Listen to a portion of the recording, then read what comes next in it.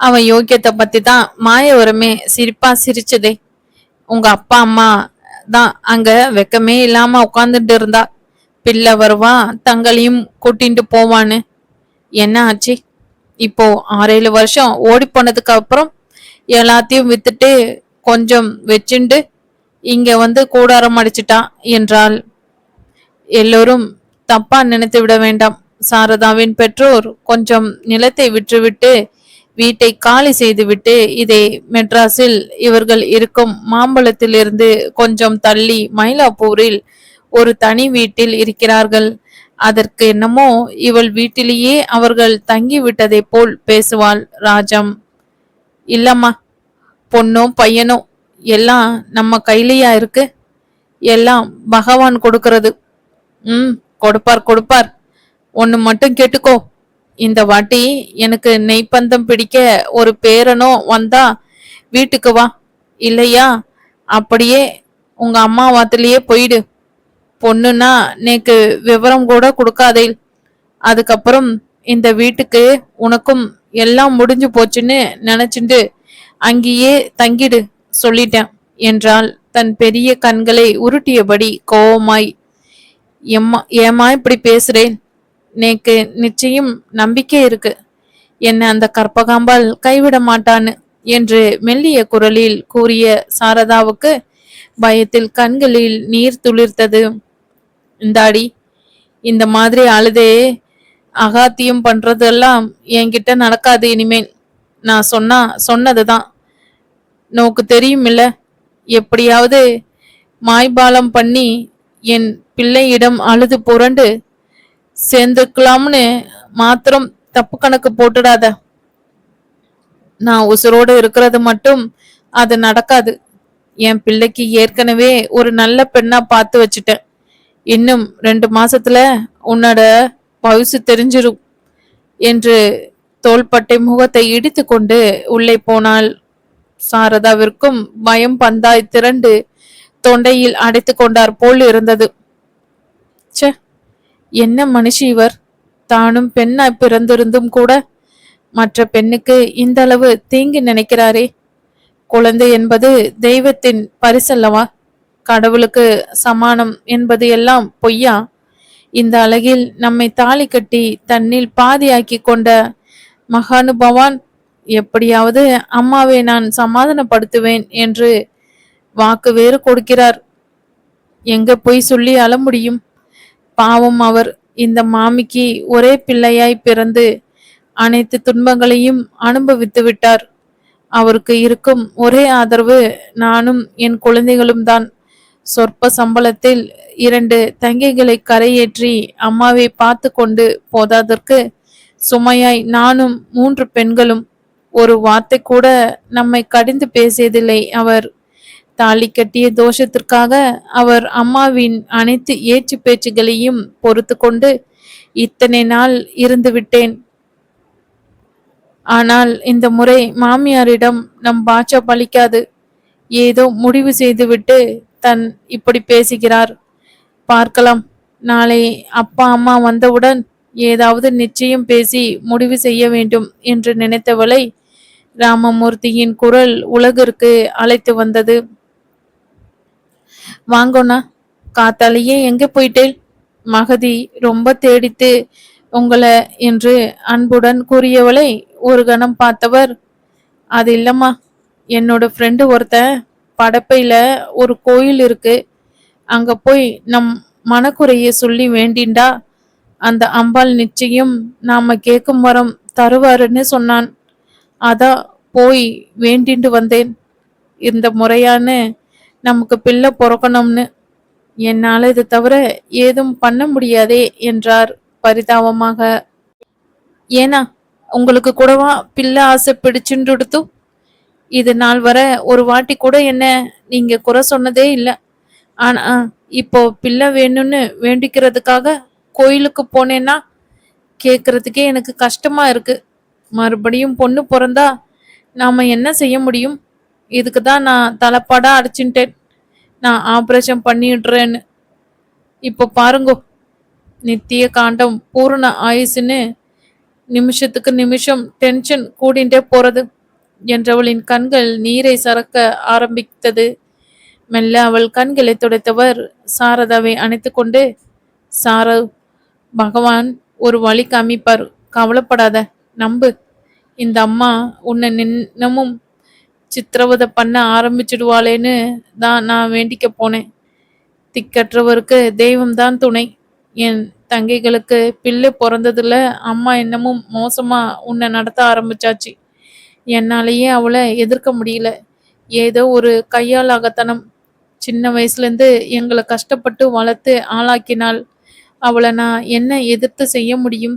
அதான் அந்த தெய்வத்தின் காலிலே விழுந்துட்டு வரேன் என்றவர் கையில் இருந்த குங்கும பிரசாதத்தை அவள் நெற்றி வகிட்டில் வைத்தார். எனக்கு ஒன்றும் சொல்ல தெரியலண்ணா. ஆனா நீங்க இல்லாம எனக்கு வாழ்க்கை இல்லை. எனக்கும் கஷ்டமா தான் இருக்கு. உங்க வம்ச விருத்திக்கு ஒரு பிள்ளைய பெற்று கொடுக்க முடியலையேன்னு. ஆனா அது நம்ம கையில இல்லையே. நானும் தினமும் அந்த ராமரை வேண்டிக்கிறேன். ஸ்ரீராமா ஒரு பிள்ளைய தானு, அவன் தயவு இன்னும் கிட்டலையே என்று தழுத்தழுத்தாள். சரிம்மா, கஷ்டப்படாத. நம்ம கஷ்டத்துக்கும் ஒரு விடிவு வரும். இன்னும் 2 நாள்ல நீ உங்க அம்மாவத்துக்கு போயிடுவ. நான் அப்பப்போ முடிகிறப்போ வந்து பார்த்துக்கிறேன். ஹாஸ்பிட்டலில் சேர்ந்து விட்டு சொல்லி அனுப்பு, வரேன். நம்ம 3 பொண்ணுங்களையும் நான் பத்திரமா பார்த்துக்கிறேன் என்றவர் அதற்குள் தாயின் குரல் கேட்க சட்டென்று அவளை விட்டக்கன்று ரூமிற்குள் சென்று மறைந்தார். அடுத்த 2 நாட்களில் சாரதாவின் பெற்றோர் வந்து அவளை அழைத்து சென்று விட்டனர் பிறந்த வீட்டிற்கு. அவர்களிடம் ஆடி தீர்த்து விட்டாள் ராஜம். சொன்னது நினைவிற்கோ? சாரதா, உங்க அப்பாவன்ட்ட சொல்லி வை. திரும்பவும் பொண்ணுன்னு சேதி வரப்படாது நேக்கு. சம்மந்தி, அடுத்தது என் காதுல விழுற செய்தி என் பேர பிறந்தாங்கிறதா மட்டும்தான் இருக்கணும். புரிஞ்சதா? இல்லாட்டி நீங்க திரும்பி வரவே வேண்டாம். இப்போ கூட்டிட்டு போங்கோ என்று நிர்தாட்சணியமாய் சொல்லிவிட்டாள். துக்கம் தொண்டை அடைக்க கிளம்பியவர்களை பார்த்து ஒரு வித குரூரத்துடன், இன்னொன்னு சொல்லிடுறேன், என் பிள்ளை என்னை மீறிண்டு வரமாட்டான். அப்படியே அங்க அவன் வந்து பார்த்தான்னு தெரிஞ்சுது, அவன் திரும்ப வரும்போது என் பொணந்தான் இருக்கும். புரிஞ்சுண்டு நடந்து பேல்னு நினைக்கிறேன் என்று சொல்லி அனுப்பி வைத்தாள். 2 மாதங்கள் கழியும் முன்னர் ஒரு நாள் சாயங்கால வேளையில் வழி எடுத்து சாரதாவுக்கு அங்கேயே பக்கத்தில் உள்ள ஒரு பிரைவேட் ஹாஸ்பிட்டலில் அவளை சேர்த்தனர் அவள் பெற்றோர். அங்கே தனி அறை கிடைக்காததால் ஒரு அறையில் 2 நோயாளிகள் தங்கும்படியான செமி பிரைவேட் அறையில் இருந்தாள் சாரதா. இன்னமும் முழுமையாய் வலி துவங்கி இருக்கவில்லை. டாக்டர் வந்து பார்த்துவிட்டு வலி முழுமையாய் தொடங்கியதும் லேபர் ரூமுக்கு அழைத்து போகலாம் என்று சொல்லிவிட்டார்கள். பற்களை கடித்தபடி வலியை தாங்கி கொண்டிருந்தாள் சாரதா. மனம் முழுதும் ஒரே பயம் அப்பி கிடந்தது. மீண்டும் பெண்ணாகிவிட்டாள். பெரிய கேள்விக்குறி அவள் முன்னே தோன்றியது. பயத்தில் நெஞ்சம் படபடக்க படுத்திருந்தவளுக்கு அந்த பக்கத்தில் இருந்து வந்த ஓயாத அழுகை மனதை தடுப்பின் பிசைந்தது. யாராக இருக்கக்கூடும்? என்ன பிரச்சனையோ என்றவாறு கண்மூடி படுத்தவள் வாய் வழியை மறக்க பாடத் தொங்கியது. கல்யாண ராமா என்று வசந்த பைரவியில் ராமரை மீண்டும் இறைஞ்ச தொடங்கினாள். காலையில் இருந்தே கமலாவிற்கு ஏனோ மனசே சரியில்லை. என்னவோ நடக்கப் போகிறது என்று தோன்றிக் கொண்டே இருந்தது. ஐயோ ஆண்டவா, என் பிள்ளைய காப்பாற்றேன். பிறந்து 2 நாள் கூட ஆகவில்லையே. உனக்கு கல்மனசா? இப்படி கூட அந்த பச்சிளங்குழந்தையை துன்புறுத்துவாயா? இதற்கு நீ எனக்கு பிள்ளையே கொடுத்திருக்க வேண்டாமே. ஈஸ்வரா, என்னை எடுத்துக்கொள். என் குழந்தையை காப்பாற்றேன். என் செல்லமே, 1 2 10 வருஷம் கழிச்சு உன்னை பெற்றது இப்படி பறி கொடுக்கதானா? இதற்கு நான் மலடியாகவே இருந்திருக்கலாமே. என்ன செய்ய போகிறேன்? ஒன்று மட்டும் நிச்சயம், அந்த குழந்தை எனக்கு தங்கவில்லை என்றால் நானுமே அதனுடனே போய்விடுவேன். விக்கி விக்கி அழுது கொண்டிருந்த கமலா சட்டென புறையேற விக்கல் எடுத்து இன்னும் பலமாக அழ ஆரம்பித்தாள் கமலா. டக் டக் இடையில் இருந்த மெல்லிய தடுப்பு விளக்கப்படும் ஓசை கேட்டு அழுகையில் விக்கியபடி, யாரு யாரது என அழும் குரலில் முணங்கியபடியே கேட்க, மன்னிச்சுக்கோங்க, நான் சாரதா ராமமூர்த்தி என்றபடி தனது நிறைமாத வயிற்றை பிடித்தபடி தடுப்புக்கு மறுபுறத்தில் இருந்து உள்ளே நுழைந்த பெண்மணியை பார்த்த கமலா தன் கண்களை துடைத்தபடி, நான் கமலா விஸ்வநாதன் என்று மெல்ல விசும்பியபடியே சொன்ன கமலா, இன்னைக்கு காலையில தான் அட்மிட் ஆகியிருக்கீங்களா? தனியாவா இருக்கேள்? யாரும் துணைக்கு வரல? இல்ல, காலங்காத்தாலே வலி எடுக்க ஆரம்பிச்சிடுச்சு. அதான் அம்மா அப்பாவோட வந்தேன். அம்மா ஆத்துக்கு போயிருக்கா. பக்கத்துல தான் மாம்பழத்தில் குடியிருக்கும். அப்பா டாக்டர் என்னவோ ஃபார்ம்ல கையெழுத்து போடணுமாம். சித்த முன்னதான் போனார் என்றாள் சாரதா. ஓ, கொஞ்ச நேரம் முன்னால பாட்டு சத்தம் கேட்டதே, நீங்க தானா பாடிண்டு இருந்தது? நல்ல குரல் இளையிறது. என் மனசுக்கு ஆறுதலா கூட இருந்தது. ஆமாம் கமலா, எனக்கு பாட்டுன்னா ரொம்ப இஷ்டம். அதுவும் இந்த வசந்த பைரவி ராகத்துல அந்த பாட்டு ரொம்ப பிடிக்கும். நாம 2 பேரும் ஒரே வயசா இருப்போம்னு தோன்றது. அதனாலே பேர் சொல்லியே கூப்பிடுறேன். எனக்கு இது 4வது பிரசவம். முதல் 3ம் பொண்ணா பிறந்துடுத்து. ஆண்டவன் மனசு வச்சு இந்த குழந்தையாவது பிள்ளையா கொடுத்து ரட்சித்து என் வாழ்க்கையில் வசந்தத்தை வரவழைக்கணும். ஏற்கனவே என் மாமியார் என்ன வையிரா, நான் சாமர்த்தியம் இல்லாமல் 3 பொண்ணா பெத்து வச்சிருக்கானாம். இந்த வாட்டி பிள்ளைய பெத்து எடுத்துட்டு வரலன்னா நான் ஆத்து பக்கமே தலை வச்சு படுக்கப்படாதாம். பிள்ளைய கூட அனுப்பி மறுக்கிறான். பாவம் அவர். அம்மாவுக்கு தெரியாம என்னை வந்து பாப்பார். அம்மா, உங்க பார்த்தா ஏற்கனவே குழந்தை பிறந்துட்ட மாதிரி இருக்கு. ஏன் அழுந்துட்டு இருந்தேன்? உங்களுக்கும் பொண்ணா? அதான் வருத்தப்பட்டு அழுறேலா? உங்க மாமியாரும் வெயிறாளா? உலகை ரட்சிக்கிற அந்த லோக மாதாவே ஒரு பொண்ணு தானே. யார் நம்மள புரிஞ்சுக்கிறா சொல்லுங்கோ என்ற வெகுளியாக கேட்ட சாரதாவின் கையை பிடித்து கொண்டு கதறி அழ ஆரம்பித்தார் கமலா. எப்படி சொல்லுவேன் சாரதா? பொண்ணும் பையனும் நமக்கு நல்லபடியா உயிரோட தங்குனா போதாதா என்று மீண்டும் விக்கி விக்கி அழ ஆரம்பித்தாள் கமலா. என்ன கமலா, என்ன பேசுறீங்கோ? இதுக்கு இப்படி அலறேல்? பிள்ளை பெத்த பச்சை உடம்பு இப்படி நீங்கள் அலட்டிக்கலாமா? ஜன்னி கண்டுடுமே. எதுவா இருந்தாலும் கொஞ்சம் பொறுத்துக்கோங்க. அம்மா, ஏன் உங்களோட யாரும் கூட இல்ல? உங்க ஆத்துக்காரரோ யாராவது பெரிய மனுஷாலோ இல்லையா உங்களுக்கு துணைக்கு? சாரதா, நான் என்னன்னு சொல்லுவேன்? எனக்கு பையன் பிறந்து 2 நாள் ஆச்சு. இங்கதான் பிறந்தான். திவ்யமா ஆம்பளை குழந்தையா எனக்கு கொடுத்த அந்த பகவான் திருப்பி தனக்கே வேணும்னு கேட்டா நான் என்ன பண்ணுவேன்? அதான் என் விதியை நினைச்சு அழுதுட்டு இருக்கேன். ஐயோ பகவானே, என்ன ஆச்சு கமலா? உங்களுக்கு சொல்ல பிரியப்பட்டா என்கிட்ட சொல்லுங்கோ. என்ன உங்களோட மூத்த அக்காவா நினைச்சுக்கோங்க கமலா என்ற சாரதா கமலாவின் கைகளை பிடித்து கொண்டார். அவள் அருகே இருந்த அந்த பெஞ்சில் அமர்ந்தாள். என்ன தோன்றியதோ கமலாவிற்கு. தாயை இழந்து தன் அண்ணனின் வளர்ப்பில் இருந்தவள் அங்கே தனது அன்னையே அவளுக்கு ஆறுதல் அளிக்க மீண்டும் வந்ததைப் போல எண்ணி தன்னை பற்றி அவரிடம் பகிர்ந்து கொள்ள தொடங்கினார். சாரதா, நான் சின்ன வயசுலயே என் அம்மா அப்பாவை இழந்துட்டேன். என் அண்ணா சிவராமன் நான் என்னை வளர்த்து வந்தார். எங்கள் அம்மாவின் அம்மா என் பாட்டி தான் 15 வயது இருக்கும் வரை எங்களுடன் இருந்தார். அவர் இறந்து போனவுடன் நானும் அண்ணாவும் மாத்திரம் தனியாகவே இருந்தோம். அண்ணாவிற்கும் எனக்கும் 8 வயது வித்தியாசம். அண்ணா தன் கல்லூரி படிப்பை முடிச்சு தேசியமயமாக்கப்பட்ட ஒரு வங்கியில் சேர்ந்து மேலாளராக இருந்தார். சரி, அவ யாரும் இப்போ உங்களோட வரலையா என சாரதா கேட்க, சொல்றேன். எனக்கு இந்த 10 வருஷமா அழுந்துட்டு இருந்த மனபாரத்தை இறக்கி வச்ச மாதிரி இருக்கும். அண்ணா வேலைக்கு சேர்ந்த 2ஆம் வருஷமே அவருடன் வேலை பார்த்த ஒருவரின் பெண்ணை மணந்து கொண்டார். எல்லாம் நன்னாதான் போயிட்டு இருந்தது. என் மண்ணியும் ரொம்ப நல்லவாதான். தாய் இல்லாத என்ன தன் சொந்த பொண்ணு மாதிரி தான் பார்த்து கொண்டு இருந்தார். அந்த சமயத்துல நான் கல்லூரியில் கடைசி வருஷம் படிச்சுட்டு இருந்தேன். அண்ணாவுக்கும் அவளுக்கும் குழந்தை பாக்கியம் இல்லை.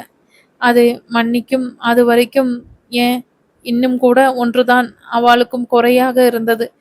என்ன தன் சொந்த பொண்ணாதான் பார்த்துண்டா. நான் கல்லூரி முடிச்ச அடுத்த நாளே எனக்கும் இன்னும் ஒரு மாசத்துல கல்யாணம்.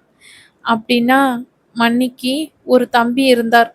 அவர் எங்கோ டெல்லியில் அரசாங்க உத்தியோகம் பார்த்துட்டு இருந்தார். இதன் நடுவுல மன்னி ஆத்துல எனக்கு என் அண்ணன் எனக்கே தெரியாம பேச்சுவார்த்தை நடத்தி கல்யாணம் வரைக்கும் ஏற்பாடு பண்ணி வச்சிட்டார். என்கிட்ட சொன்னபோது நான் ஒத்துக்கல. அழுது அடம் பிடிச்சேன். கல்யாணம் வேண்டான்னு. என்ன பார்க்குற சாரதா, நான் என்னோட கூட படிச்ச தோழியோட அண்ணனை காதலிச்சிட்டேன். அவர் அப்பாதான் மருத்துவக் கல்லூரியில் படிச்சு முடிச்சு டாக்டரா பிராக்டிஸ் பண்ண ஆரம்பிச்ச நேரம். காதல் என்ன சொல்லிண்டா வருது. தங்கையை காலேஜுக்கு ஸ்கூட்டரில் கொண்டு விட வருபவர் என்னை பார்த்து பிடிச்சு மெல்ல பேசி நாங்களும் காதலிச்சோம். விஷயம் தெரிஞ்ச அண்ணா எங்க காதலுக்கு ஒத்துக்கல. மன்னிக்கு ரொம்ப கோவம். தன் தம்பியே வேண்டான்னு சொல்லிட்டாளேன்னு. அதோட அண்ணாவுக்கும் அந்த சமயத்துல டெல்லிக்கு மாற்றல் வந்தது. தன்னோட தங்கை தன் மச்சினரை கல்யாணம் பண்ணால் ஒன்றாக இருக்கலாம்னு அவளுக்கு எண்ணம். சரின்னு வேறு வழி இல்லாம எனக்காக அவ 2 பேரும் விச்சு வீட்ல, அதான் விஸ்வநாதன் வீட்ல பேசுறதுக்கு போனா. அவரோட அம்மா ஒத்துக்கவே இல்லை. கல்யாணம் ஆகாத 2 தங்கைகள் என் வயசுல இருக்கிற போது எப்படி அவனுக்கு கல்யாணம் பண்ண முடியும்னு ஒரே ரகளை. பாவம் அந்த மாமிக்கும் மாமா இல்லை. ஒண்டியா ஏதோ சமையல் வேலை பார்த்து 3 பேரையும் படிக்க வச்சிருக்கா. பையனும் கஷ்டப்பட்டு மெரிட்ல படிச்சு அப்பதான் டாக்டர் ஆகியிருக்கா. அவ தான் என்ன செய்வா. இப்ப கல்யாணம் முடியாது. பொண்ணு 2 பேருக்கும் வரனை பார்த்து முடிச்சுட்டு ஒரு 5 வருஷம் கழிச்சு பார்க்கலாம்னு தயவு தாட்சியம் இல்லாம சொல்லிட்டார். அண்ணாவுக்கும் மன்னிக்கும் என் மேல கோபம். பேசாம விச்சுவ மறந்துட்டு அவர் தம்பிய கல்யாணம் பண்ணிக்கோன்னு வற்புறுத்தினா.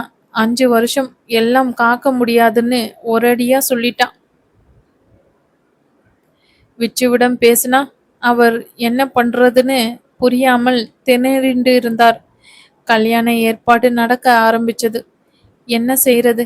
2 பக்கமும் எதிர்ப்புன்னு நாங்க எங்க தோழர்கள் துணையோடு கோவில்ல வச்சு எங்க கல்யாணத்தை நாங்களே நடத்திண்டோம். 2 பக்கமும் கோவம்தான். என் மாமியார் வேறு வழி இல்லாம எங்களை ஏத்துண்டா. அண்ணா மன்னிக்கு கோவம் பண்ணாலும் என்னை திட்டி திட்டு விட்டு என்னை சீரோடு அனுப்பி வச்சான். பையனை தங்கிட்டு இருந்து பிரிச்சேன்னு என் மாமியாருக்கும் கோவம். பெரியவ சம்பந்தம் இல்லாம வெறும் கையோட தாலி கட்டிண்டு வந்தேன்னு என்னை இன்னி வரைக்கும் கரிச்சு கொட்டிண்டு தான் இருக்கா. எவ்வளவு செய்தாலும் அவளுக்கு திருப்தி இல்லை. பாவம் விச்சுவும் எங்க கல்யாணம் முடிஞ்ச கையோடு 2 தங்கைகளுக்கும் கல்யாணம் பண்ணி வச்சு அவர் குழந்தைகளுக்கும் இது வரை சீர் செஞ்சுட்டு தான் இருக்கார் என்று பெருமூச்சு விட்டு நிறுத்தினார் கமலா. பின்ன என்ன கமலா, வீடுனா எல்லாம் தானே இருக்கும். இப்ப அவளெல்லாம் எங்கே? நீ ஏன் தனியா இருக்க என்று கேட்ட சாரதாவுக்கு, நான் அவளுக்காக அழல சாரதா. என் ஆத்துக்காரர் என்ன நன்னாதான் பாத்துக்கிறார். இப்ப என் மாமியார் அவளோட 2வது பொண்ணு வயித்து பையனுக்கு லீவுன்னு மதுரைக்கு போயிருக்கா. எங்க அண்ணன் குடும்பம் இன்னும் இங்கதான் இருக்கா. மாற்றல் வந்தாலும் அங்கே போகாம எனக்காக இங்க எங்க பரம்பரை வீட்லயே தங்கி பிஸ்னஸ் செய்யறான். மன்னிக்கு இன்னும் குழந்தை பாக்கியம் இல்லை. எனக்குமே 10 வருஷம் கழிச்சே இப்போ குழந்தை உண்டாயிருந்தது. என்னோட சீமந்தம் அப்போ மன்னிய ரொம்ப அவமானப்படுத்திட்டான் என் மாமியார். என்னையும் அண்ணா ஆத்துல தலை பிரசவத்துக்கு அனுப்ப மாட்டேன்னுட்டா. இன்னும் எனக்கு பிரசவத்துக்கு 15 நாள் இருக்கு. அதுக்குள்ளேயே எனக்கு குழந்தை பிறந்தெடுத்து மாமியாருக்கு இன்னும் தகவலே சொல்ல முடியல. அவ ஆத்துல எல்லோரும் மதுரையிலிருந்து எங்கேயோ சேஸ்திராண்டம் போயிருக்கா. எனக்கு வலி வந்து இதோ 2 நாளுக்கு முன் குழந்தையும் பிறந்தது. ஆனால் மீண்டும் அழத் தொடங்கினாள் கமலா. என்னாச்சு கமலா, அழாத. இத்தனை நாள்ல எத்தனையோ சமாளிச்சிருக்க. அதான் ராஜா மாதிரி ஆண் குழந்தை பிறந்தாச்சே. இனிமே பாரு, விட்டு போன சொந்தமெல்லாம் இனிமேல் ஒன்னா சேர்ந்துடும் பாரு என ஆறுதலாக சொன்ன சாரதாவே, நானும் அப்படிதான் நினைச்சேன் சாரதா. ஆனா என்னோட குழந்தை பிழைக்குமா? கேள்வியாக நோக்கியவளே, என்ன சொல்ற நீ? ஆமாம், உன்னோட குழந்தை இப்போ எங்க? நானும் உன்னோட இத்தனை நேரமா பேசிட்டு இருக்கேன். குழந்தைய குளிப்பாட்ட நர்ஸ் எடுத்துட்டு போனாளா என்ன? இல்ல சாரதா, என் குழந்தைக்கு பிறக்கும் போதே என்னவோ ப்ராப்ளமாம். கழுத்துல கொடி சுத்திண்டு மூச்சு திணறல் அதிகமாகி இருந்தது. கஷ்டப்பட்டு தான் எனக்கு பிரசவம் ஆச்சு. எனக்கு ரொம்ப வருஷம் கழிச்சு உண்டானதால என்னென்னவோ கர்ப்பப்பையில ப்ராப்ளமாம். எப்படியோ குழந்தை காப்பாத்தி என்னையும் காப்பாற்றிட்டா. இனிமேல் எனக்கு குழந்தையும் பிறக்காதாம். கொஞ்ச நாள் கழிச்சு என் கர்ப்பப்பையே எடுக்க வேண்டி வரலாமாம். இத்தனை நேரமா பேசிட்டு இருக்கேன். குழந்தையை குளிப்பாட்ட நர்ஸ் எடுத்துட்டு போனாலா என்ன? பிறந்த குழந்தையை இன்னும் ஏதோ இன்குபேட்டரில் வச்சு பார்த்துட்டு இருக்கா. எங்க ஆத்துக்காரரே டாக்டர் தானே. எங்க பிரசவம் பார்த்தவளுமே எங்களுக்கு தெரிஞ்ச பெண் டாக்டர் தான். என்னென்னமோ சொல்றா. இன்னைக்கு பொழுது தாண்டியாச்சுன்னா பரவாயில்லையாம். இல்லனா அவளே ஒன்றும் பண்ண முடியாதாம். அந்த ஈஸ்வரன் என்னை எடுத்துட்டு போயிருக்க கூடாதா? பாரு, நான் கல்லு குண்டு மாதிரி உட்கார்ந்துட்டு இருக்கேன். இன்னும் என்ன வச்சிருக்கு எனக்கு. இனிமேல் எனக்கு வாழ்க்கையில் என்ன இருக்கு சொல்லு?